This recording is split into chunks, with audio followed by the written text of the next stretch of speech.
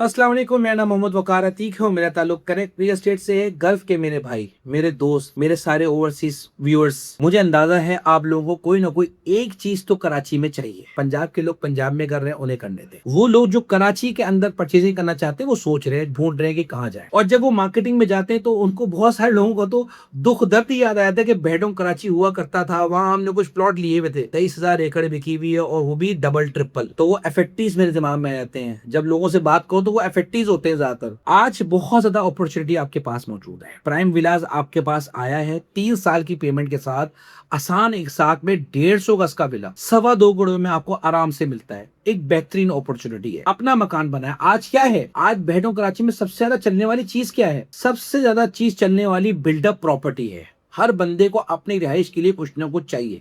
हालात जब खराब होते हैं ना तो फैमिली को कराची भेज देता है, पाकिस्तान भेज देता है। खुद बेशक जितने भी बुरे हालात हो वो वहां सर्वाइव करता है हमारा, लेकिन उसको घर चाहिए होता है। अपने घर के बारे में अगर सोच रहे हो तो डीएचटी कराची में ये एक अपॉर्चुनिटी आई है जहां आपको मकान मिलता है किस्तों में, वो भी 3 साल की। और मिलेगा ही मिलेगा क्योंकि एस्क्रो अकाउंट खुल रहा है। डीएचटी कराची ने अपना बेहतरीन पोर्शन उनको दिया है कि वो डेवलप करें और बनाएं। बिल्डर की भी ये सोच है कि मैं औने पौने करके कुछ भी करके बेशक कम ही नफा क्यों इस सोसाइटी को, इस अथॉरिटी को खुश करूं और इस प्रोजेक्ट को कंप्लीट करूं। वो इस चक्कर में है। तो इस चक्कर में आपके पास एक अपॉर्चुनिटी है कि आप अपने लिए एक मकान बना लो 3 कमरों का। छोटी सी इन्वेस्टमेंट कर लो। मैं नहीं चाहता कि बड़ी इन्वेस्टमेंट करो। वैसे तो ओवरऑल गल्फ में रहने वालों के पास एक बहुत बड़ी अपॉर्चुनिटी होती है, उनके पास इन्वेस्टमेंट ही बहुत बड़ी होती है। लेकिन अब आज अगर बात की जाए तो मेजोरिटी लोग अब फेज 8 में लोग अफोर्ड ही नहीं कर सकते।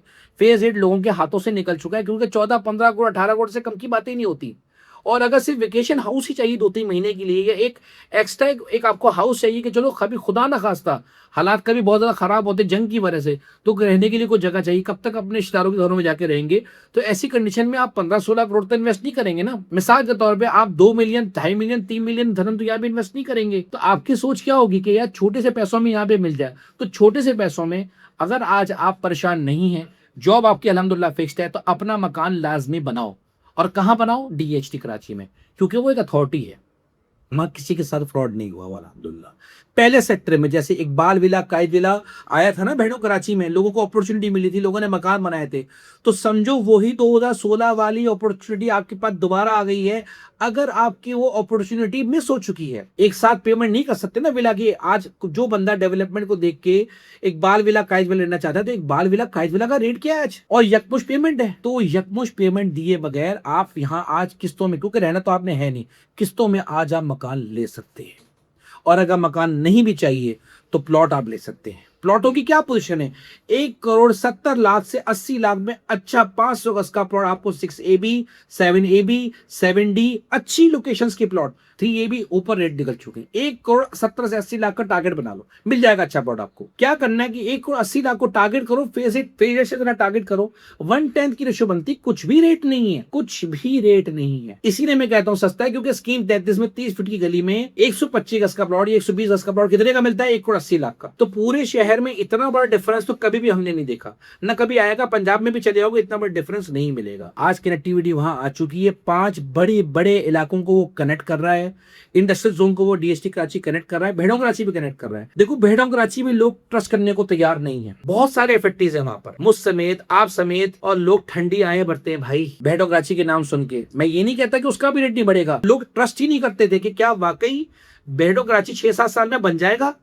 तो ऐसे ही लोग डीएचटी कराची के बारे में सोचते हैं कि क्या वाकई 5-6 सालों में डीएचटी कराची बन जाएगा। तो हाँ, मेरा जवाब है हाँ, इंशाल्लाह बिल्कुल बनेगा। और आपकी इन्वेस्टमेंट सेफ एंड सिक्योर होगी। और आज आप जिस प्राइस में चीज परचेस करने जा रहे हो वो 1/10 है। अगर आप नॉर्थ नाजाबाद में भी कुछ परचेस करोगे ना तो 10 करोड़ रुपए से कम में 500 गज का प्लॉट नहीं मिलेगा आपको। तो वहां से 1/5 हो गया। तो इतना बड़ा डिफरेंस तो किसी भी शहर में, किसी भी इलाके में नहीं होता।